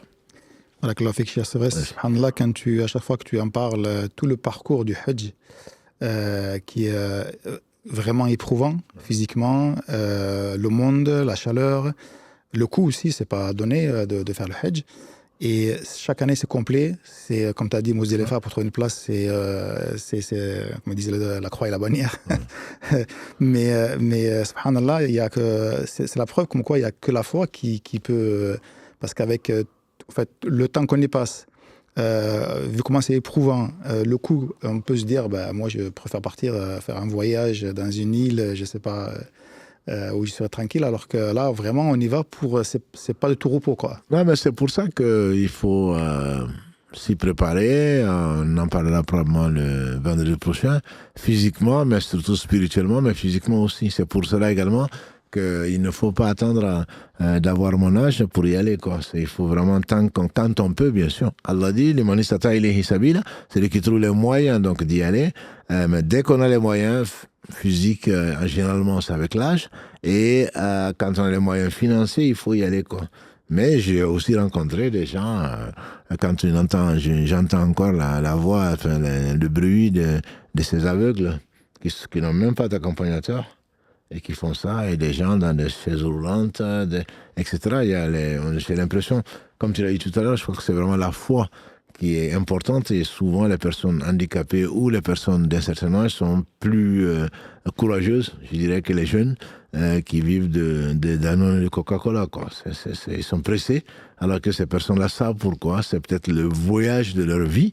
Voilà. Et en tout cas, ils savent pourquoi ils sont là. Et Allah leur donne ce courage-là qu'il a donné à Ibrahim alayhi salam, jusqu'à pas se sacrifier son propre fils. Donc, sur l'ordre d'Allah subhanahu wa ta'ala. Et ça, je pense que les anciens, ou les âgés, les personnes âgées l'ont beaucoup plus en conscience que les jeunes. D'autant plus qu'aujourd'hui, les choses sont facilitées. Avant, et peut-être encore aujourd'hui, les gens avaient très très peu de moyens. C'est les économies de toute une vie. Et c'est le voyage de la vie, comme on dit, et qui peut prendre beaucoup plus de temps. Tu parles de cela. C'est une chose, mais avant d'y arriver déjà, je veux dire, entre les charters et le reste, les aéroports sont pleins et les retards d'avion, et c'est vraiment, c'est éprouvant. C'est éprouvant, alhamdoulilah, mais comme l'a promis le prophète sallam, il n'y a rien qui n'arrive aux croyants. Depuis la piqûre d'une épine, une gêne, une maladie, même des soucis, sans que Allah subhanahu wa ta'ala ne lui enlève un péché ou ne l'élève en degré. Donc, il faudrait s'armer donc de patience, et surtout avec cette bonne intention de vouloir plaire à Allah, et qu'on est sur le chemin de notre père Ibrahim, millata abikum Ibrahim, wa sammakum muslimin min qabl, communauté de votre père Abraham. C'est lui qui vous a appelé musulmans auparavant. Donc c'est quelque chose vraiment de très important d'essayer de réaliser l'importance et les mérites donc de ce voyage-là. Autrement, comme tu dis, on irait sur une île, et on aura certainement beaucoup moins de mérite à le faire, et beaucoup moins de récompenses. Une question posée sur YouTube, une question bizarre comme dit son auteur, mais ça ne l'est pas forcément. Quand on est en état d'ihram, est-ce qu'on peut se laver normalement? Ouais, c'est une bonne question. Effectivement, on complique les choses. Dans l'islam, tout est permis sur ce qui est interdit. On a cité les interdits. À partir de là, bien sûr, en état d'ihram, j'espère que tu vas te laver. D'autant plus qu'il fait chaud. Il y a seulement 2 ans, il faisait 56 degrés à la Mecque, à l'ombre. Donc, chaque fois que tu vas au haram, je dirais que tu en reviens, tu n'as qu'une envie, c'est de te reposer un peu et de prendre une douche. Il n'y a absolument aucun problème. Soit tu prends une douche sans savon, soit tu prends une douche avec savon, donc qui n'est pas parfumé. Voilà. Mais non, on peut se laver. Bon, il ne faut pas gaspiller l'eau. Il ne faut rien gaspiller. Les gaspilleurs, on a vu, ce sont les frères de Shaitan. Mais 2-3 fois par jour, ça me paraît être un minimum. Mais donc, il n'y a pas de souci. Il n'y a pas de souci. Il faut même le faire, ne serait-ce que pour les voisins, ne serait-ce que pour soi-même d'abord, pour se sentir à l'aise. Mais en plus, je pense aussi pour les voisins de chambre. Et ce n'est pas le confort, même quand on a payé 10 000 € au plus, souvent on est à 4 par chambre. Voilà, c'est vraiment rare que l'on soit moins. Et surtout, il n'y a pas de place dans la mosquée. Les annexes, c'est rare. Sauf quand on est en état d'ihram, qu'on laisse rentrer les gens au rez-de-chaussée. Quand on arrive, les forces de l'ordre te dirigent vers les annexes. C'est pas la peine de forcer. Et sinon, ils ont des prisons sous la Kaaba. Et il y a un que j'ai vu vendredi dernier qui est venu en train de pleurer parce qu'il a voulu enseigner le Coran. Il connaît le Coran, il s'était enseigné le Coran. Et il était à Médine, c'est pas la Mecque, il était à Médine en train d'enseigner aux gens. Et ils l'ont amené en prison. Parce qu'il n'a pas d'autorisation de le faire. Bon, je veux dire, si chacun vient dans même une mosquée qui est la nôtre, ou n'importe quelle mosquée, on voit quelqu'un en train d'enseigner là qui n'a pas d'autorisation. De quoi, même pour faire du tourisme, un regroupement de gens est bizarre. Et donc, il y a les renseignements généraux de là-bas, il y a les policiers qui dégagent tout groupe et qui interdisent tout rassemblement. Voilà, bon, ça c'est leur politique, je veux dire, je ne leur en veux pas. Mais avec des millions, on peut rapidement faire des dégâts, quoi. Voilà. Donc, c'est ce qui fait on ne fait pas ce qu'on veut. On ne fait pas ce qu'on veut. Et je pense qu'il faut simplement respecter les autorités tant que, bien entendu, elles n'interdisent pas ce qu'Allah a permis et n'ordonnent pas ce qu'Allah a interdit. Donc, ce qu'on n'attend pas de là-bas. Mais ce que tu dis, bon, comme je disais tout à l'heure, le fait de se peigner les cheveux, c'est quelque chose qui est possible, mais il ne faut pas insister, quoi. Voilà, c'est ce qui tombe parce qu'en se lavant, ça ne compte pas parmi le fait donc des choses interdites. Il ne faut pas se couper les cheveux, il ne faut pas les arracher, il ne faut pas ceux qui ont des stress, il ne faut pas manger les ongles ou ronger les ongles, etc. Encore moins les couper. Voilà. Mais après, c'est à 3 cas. Il y a des cas où on n'a pas le choix. Un ongle se casse. On est conscient, mais il faut le couper. À ce moment-là, donc, soit on sacrifie une bête, si on est riche, soit on jeûne 3 jours, soit on nourrit 6 pauvres, par exemple. Il y a le cas où c'est tombé comme ça, on n'a pas fait exprès. Pour le Cheikh Ousseymine, il n'y a pas à compenser quoi que ce soit. Et il y a le cas où, bon ben non, écoute, moi je sais que c'est interdit, je sais que je peux attendre, mais je le fais quand même. Là, il y a un péché et il y a le sacrifice à faire. Voilà, donc il y a ces 3 cas-là. Tout ce que l'on fait, alhamdoulilah, par oubli, par contrainte, par nécessité, donc, il n'y a pas de péché. Il n'y a pas de péché.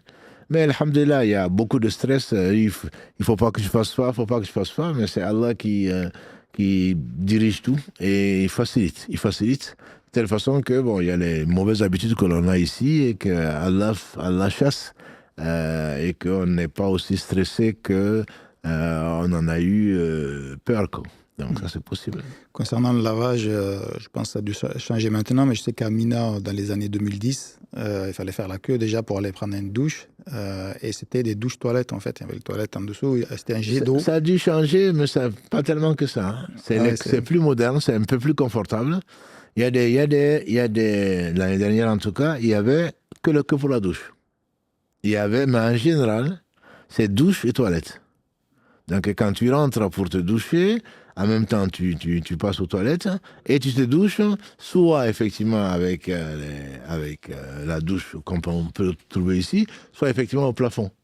Et là aussi, on a beaucoup d'attitudes, certaines attitudes qui ne sont pas, voilà, moi je suis pressé, donc voilà, ils viennent taper à la porte, etc. Et ça s'attrape, et ça oublie qu'on est en état de pèlerinage, en état d'ihram, et puis bon, c'est pas... Je peux comprendre. Et il y en a aussi, bien sûr, qui trichent. Et bon, je crains pour leur pèlerinage. C'est-à-dire qu'ils font semblant de machin. Et puis, dès que les gens font la queue, et une longue queue, et lui, il vient parce qu'il est pressé, et il passe devant les gens. Et donc, ça excite le shaitan des gens. S'il ne l'attrape pas, en tout cas, il l'insulte, etc., etc. Bon, il y a la courtoisie aussi. S'il y a des personnes qui ont de l'incontinence ou des gens d'un certain âge, bon, on peut les faire passer à la place, mais pas doubler les gens. C'est passé comme ici. Hein. Je veux dire, même dans la vie, hein, il y en a qui prennent le sens interdit pour passer devant parce qu'ils sont pressés. Et voilà. Donc ça, bon, ça il ne faut pas oublier que ce n'est pas administratif. C'est que Allah subhanahu wa ta'ala nous a fait ça justement. C'est une éducation, c'est une grande éducation, et c'est une très belle école. Pour la patience, pour l'amour d'Allah, pour la sincérité, etc., etc. Comme tu dis, c'est pas des vacances, quoi. Quand tu y vas, c'est que vraiment, il y a quelque chose dans ton cœur. Au moins que tu ailles pour prendre des noms, mais sinon, tu y vas vraiment parce que tu as quelque chose dans le cœur. C'est pas très beau, en général, nos cœurs, mais au moins, il y a de la foi, quoi. Il y a une question qui a été posée aussi sur les réseaux. La personne a dit, si jamais, pour le seuil, je me suis trompé, j'ai commencé par Marwa, et je m'en suis aperçu au dernier aller encore à Safa. Donc, du coup, elle a fait à l'envers. Oui. Est-ce que je recommence ou est-ce que... Non, tu ne commences pas, tu comptes pas simplement ce que tu as fait. Marwa, tu as commencé à Marwa, tu as été à Safa. Donc, tu continues, tu fais 8, entre guillemets, et tu finis à Marwa quand même. Non, c'est pas... Encore une fois, hein, je dis, l'islam est simple. Allah ne nous ordonne pas des choses qui soient impossibles à faire, même difficiles à faire. S'il avait voulu, lui qui a tout créé, s'il avait voulu, on ne serait même pas parti. Voilà, il a simplifié les choses. Et l'une des finalités du Coran, disent les gens de science, c'est le fait de faciliter les choses. Parce qu'avant, c'était beaucoup plus difficile. Et comme je dis, notamment par rapport au repentir, disent les savants, si vraiment, non, ça je le ferai plus jamais, c'est tellement grave, Allah dit aux Banu Israël, donnez-vous la mort si vous êtes sincère. Pour vraiment prouver que tu regrettes. Et Allah dit, ils ne vont pas le faire. Voilà. Donc Allah a vraiment simplifié les choses. Aujourd'hui, où tu es, sincèrement, tu demandes pardon à Allah, Allah il te pardonne, où que tu sois. Et Allah nous a simplifié, où que tu sois, a dit le prophète sallam, parmi les 5 ou 6 choses qui nous étaient données par aux autres prophètes, toute la terre est mosquée.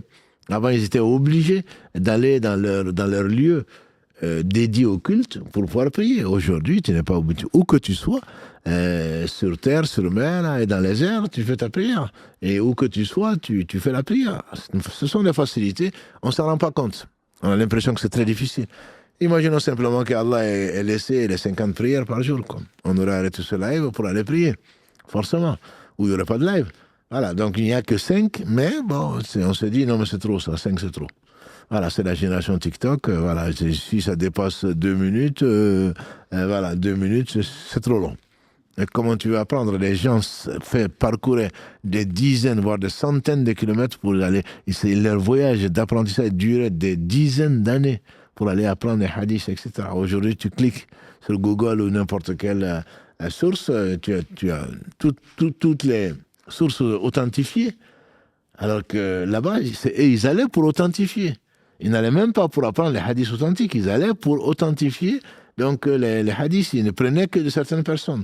Aujourd'hui, malgré les facilités, plus on facilite, on a l'impression, plus les gens sont négligents.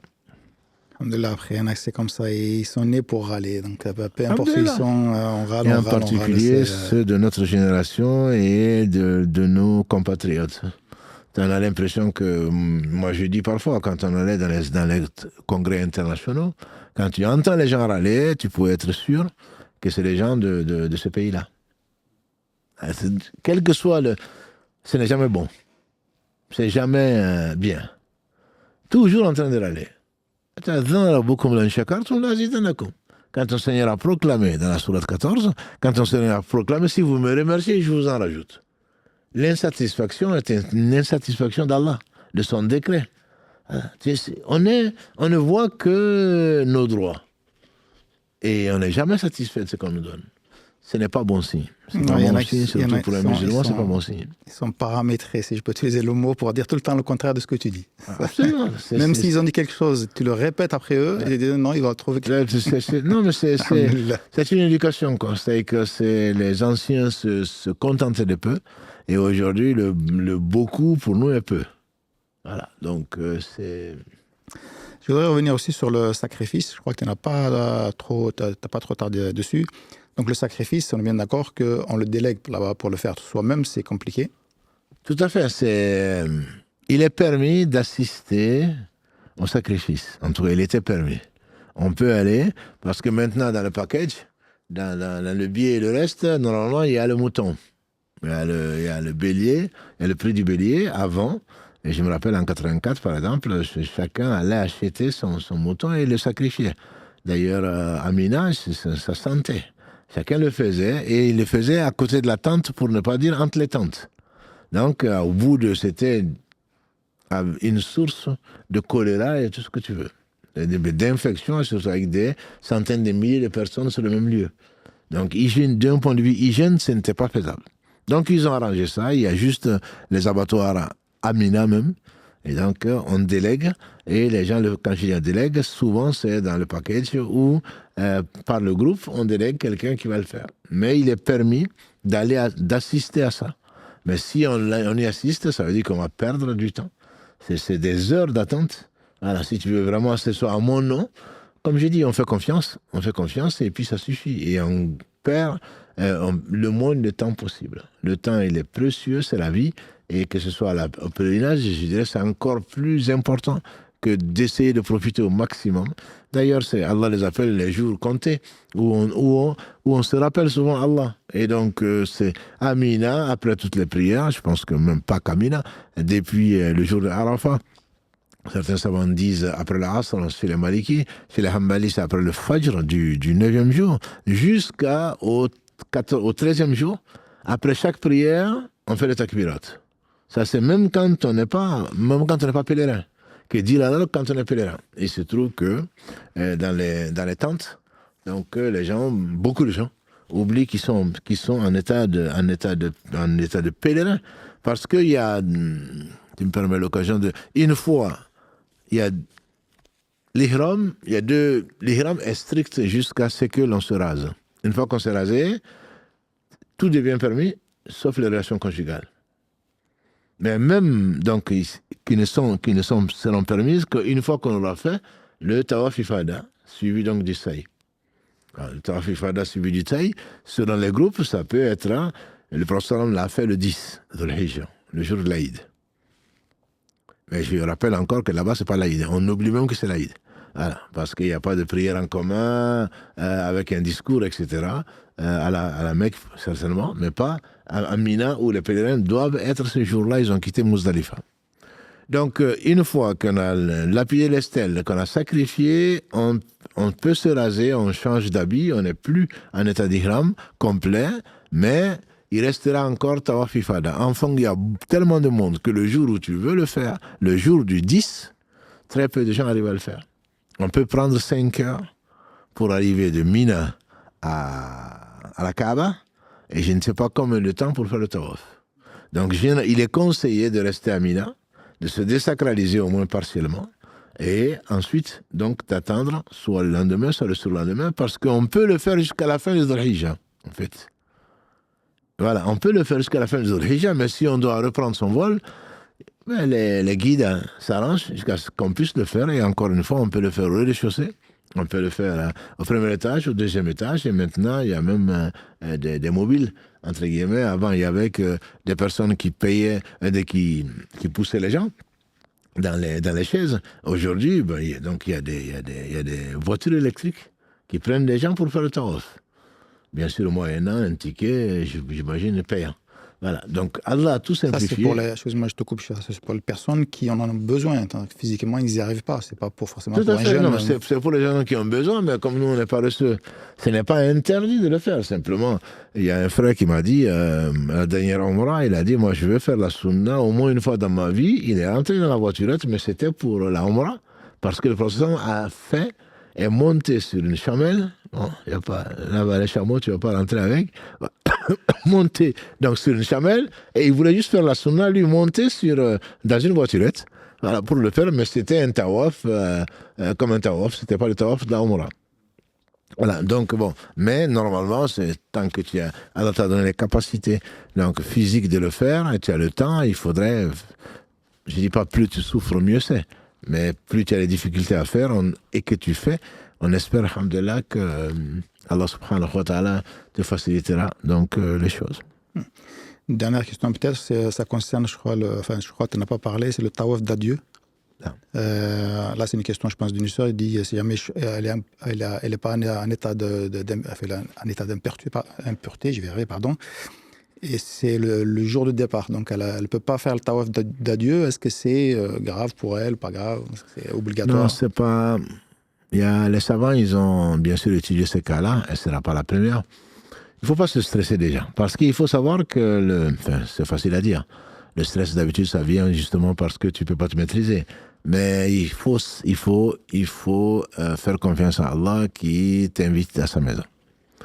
C'est quelque chose de normal. Le prophète est venu trouver Aïcha en train de pleurer. Il dit peut-être que tu pleures parce que ce qui arrive aux filles d'Ismaël t'est arrivé. Elle dit oui. Donc bon, c'est comme si on n'en profitait pas. C'est Allah qui nous a créés, c'est Allah qui les a créés. Et donc avec ses fonctions et avec ses habitudes donc physiologiques, il n'y a pas de souci. Tawaf ifada, on a dit c'est une obligation. Tawaf wada. Donc d'adieu, c'est une obligation pour celui qui séjourne à la Mecque. Et après lequel tawaf, on n'a pas à faire des achats. Mais on peut bien sûr acheter à manger, à boire, etc. On ne fait plus les emplettes et on ne peut plus acheter des cadeaux, etc. Si tu n'es pas en état de faire le tawaf parce que tu es en état d'impureté, tu n'as pas à le faire. Tu n'as pas à le faire. Là où le problème se pose, c'est que tu n'as pas fait tawaf ifada. Tu n'as pas fait tawaf ifada parce que tu étais à Arafat et tu as eu les menstrues. Et donc tu vas rester à Mina, comme tout le monde. Tu vas aller lapider les stèles, mais tu ne peux pas faire le tawaf. Or, il n'y a pas, le tawaf ifada est une obligation qui intrinsèque, est un pilier du hajj. Si tu ne l'as pas fait, tu reviens à refaire le hajj. Donc, soit tu es saoudienne, auquel cas, il est conseillé, les savants de là-bas surtout conseillent, que l'on reparte, si on doit partir, à Médine ou n'importe où, et de revenir tout en état d'ihram. Pour les femmes, c'est plus facile. Donc, pas de relation conjugale surtout. Attendre d'être purifié et d'être accompagné par un mahram pour faire le tawaf ifada et le sa'i. Parce qu'une des conditions du sa'i, d'après l'avis largement majoritaire, c'est qu'on le fait après un tawaf. Voilà. Le sa'i n'a pas besoin d'état d'ablution. C'est-à-dire que quand je fais le sa'i, et finalement j'ai perdu les ablutions, je continue mon sa'i. Voilà. C'est contrairement, comme tu l'as posé, contrairement au tawaf. Donc si tu peux aller et revenir, c'est ce qui est conseillé. Mais par exemple, nos sœurs, on a commencé par Makkah. Le 8, elle est venue, elle a fait sa Umrah. Ensuite, elle est partie à Arafat, elle a eu ses ablutions. Elle a eu ses menstrues. Donc, elle fait tout.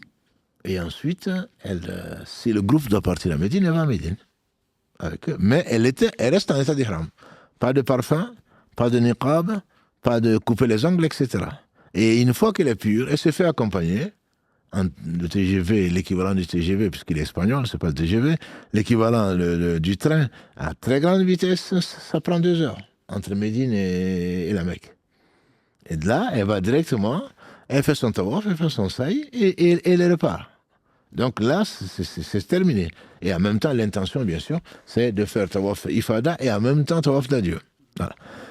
Pour celle qui va pour la Umrah, les savants, ils ont divergé dessus, mais le tawaf wada d'adieu n'est pas obligatoire pour celui qui vient que pour ça. Mais il parle de cas certainement pas de gens qui viennent comme nous, de loin. Mais quand tu viens et que tu es venu juste pour le tawaf et le sa'i, ça prend une demi-journée. S'il y a vraiment personne, ce qui m'étonne, ça prend 1 heure. Voilà. Tu es juste venu pour ça. Pas pour rester à la Mecque, il n'y a pas de tawaf d'adieu. Ça, c'est le comité permanent de Fatwa qui le dit. C'est la ville de Cheikh Ousseymine aussi. Mais quand tu y passes une nuit, où tu es resté à la Mecque, tu as fait la Umrah, tu dois partir, tu dois faire le tawaf d'adieu. Mais si tu es juste venu que pour la Umrah, pas comme nous qui quittons différents pays et qui vont donc là, si c'est juste pour ça, tu n'as pas à faire tawaf d'adieu, mais c'est là. On part pour faire la Umrah, on reste d'habitude minimum 3 jours, voire 5 jours, voire 1 semaine, etc. Là, il faut un tawaf d'adieu. Donc, je disais que la sœur qui a ses menstrues, qui doit partir, et donc elle part, et elle ne peut pas rester. Celle-là, il y a une fatwa. Imaginons qu'elle est passée par Médine. Elle est venue pour 2 semaines ou 3 semaines. Et tout se passe bien, elle a fait le hajj, elle est passée par Médine, elle a fait le hajj, et puis son avion est le 15 de l'Hijja, où c'est déjà délicat, mais le 15 de l'Hijja ou le 17, etc. Et c'est à ce moment qu'Allah l'éprouve par les menstrues. Mais elle a déjà fait son tawaf ifada. Elle a fait son sa'i, donc son hajj est terminé. Si elle doit partir, même si c'est une obligation, elle n'a pas à le faire, puisque Allah sait qu'elle a ses menstrues, que c'est une prière, elle ne peut pas le faire. Par contre, si elle n'a pas encore fait le tawaf ifada et qu'elle doit repartir, le 15, le 16, le 17, etc., il lui est permis, d'après au moins une fatwa d'Ibn